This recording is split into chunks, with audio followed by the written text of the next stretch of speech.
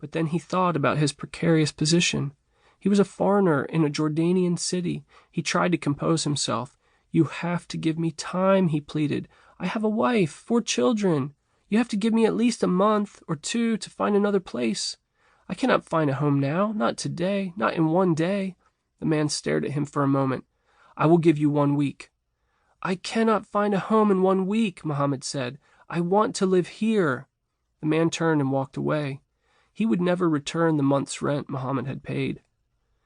Mohammad walked the streets of Ajloun, so angry he trembled. When he thought of his wife and boys, how excited they had been to move into that apartment, he thought he might cry right there on the street. He didn't know what to do. A friend called him at this moment, a Jordanian friend he had made who drove taxi in Ajloun and the surrounding cities. "Mohammad," he said, "where are you?" I'm walking and I'm angry." "Why? What's wrong? Why are you angry?" "Do you really want to know?" Mohammad asked. "Okay, fine. My landlord has said we must move out, even though I just paid him for the first month yesterday. My family is going to be very sad." He paused, gathering himself. People walked by him on the sidewalk. Cars moved along slowly, honking their horns, idling at the intersections. "I don't know what to do," Mohammad said. "I don't know where to go. I want to take my family and leave today. I cannot bear to stay for 1 more week in this man's house. I have to take my family away. I don't know what he might do. Maybe something even worse. This is not my land. This is not my country." Mohammad paused again, but his friend didn't say anything, so he continued. "This is not my country. I don't know the law. I don't even want to be here. I don't know anything. I'm scared to stay in this man's house." "Mohammad, listen, where are you?" Mohammad explained where he was. "I'm coming now," his friend said. "I'm coming to get you. Just wait there. Don't go anywhere." When his friend arrived, Mohammad again explained what had happened. He got into his friend's car and the man drove around while they talked. "I don't have a home," Mohammad said. "I don't know what to do. I don't know what to tell Muradi." "I don't know anyone here in Ajloun who has a home," his friend said, "but I have an idea.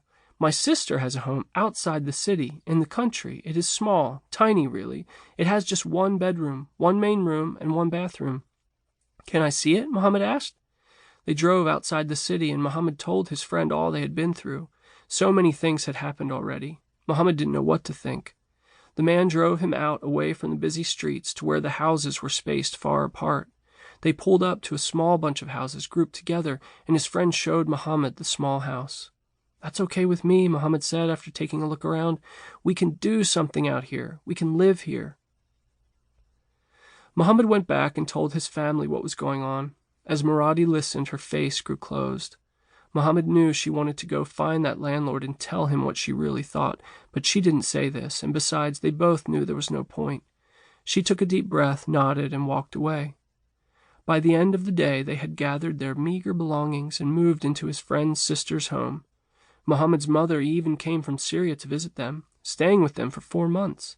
They all lived there in that house together. The youngest slept with them in the bedroom, and sometimes the other boys slept there too. They ate together on the floor in the main room. Mohammad cooked.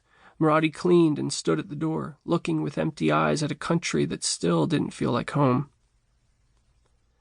Eventually, Mohammad and his family had to move out of that house, and during the next year or so, they moved from place to place, always staying close to Ajloun. Someone else Mohammad knew, someone who lived in a city called Irbid, called him. "Why do you live in Ajloun?" this person asked him. "There is more happening in Irbid. You should move here." "I only know one person who lives there," Mohammad said, "and that person is you. Come, see if you like it." Mohammad was not allowed to drive in Jordan, so they had to take a bus everywhere they went. He visited Irbid and liked it, so after their first year in Jordan, spent mostly in Ajloun, they moved to Irbid. The war in Syria was intensifying. Mohammad watched the news, shaking his head, wondering when it would all come to an end. Once Mohammad and his family moved to Irbid, he registered as a refugee and received 175 Jordanian dinar from the UN every month for his entire family. Rent alone was 100 to 145 dinar per month, but what were they to do?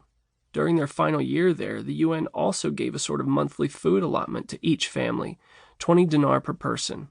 It was subsistence living, and they went from month to month, searching for cheap food, moving to another apartment, always another apartment. There was no other plan, no other place than Jordan.